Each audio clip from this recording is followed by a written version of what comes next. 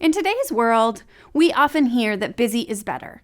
We are surrounded by messages telling us that we need to constantly be productive, always be achieving, always be moving.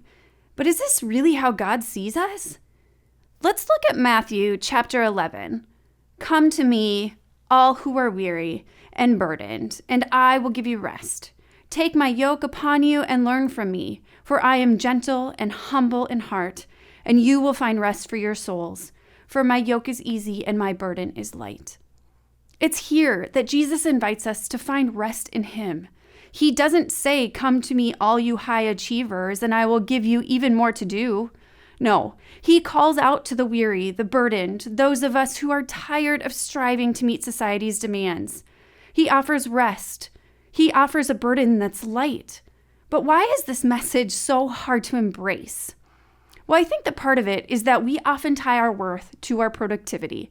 The more we do, the more valuable we feel. And society rewards busyness.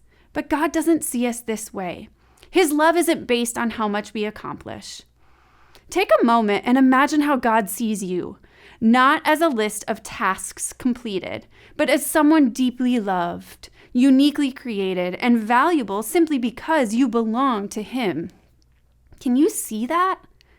When we realize this, we begin to understand that it's okay to slow down and to take a step back from the hustle.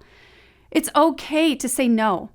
We were not created to run ourselves into the ground to prove our worth. We were created to live in relationship with God, to walk with him, and to find rest in his presence.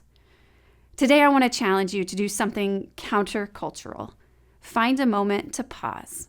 Choose a small task or responsibility that you can set aside even just for a moment and rest in God's presence.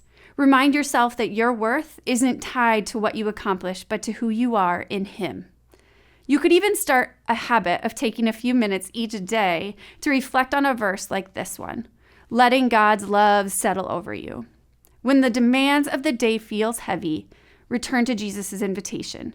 Come to me and I will give you rest. Will you pray with me? Lord, thank you for seeing us as we truly are, for loving us without conditions, and for offering us rest. Help us to let go of the need to prove ourselves and to trust that we are valuable simply because we belong to you. Show us how to find moments of peace in your presence each day and teach us to live as you see us, beloved and accepted. Amen.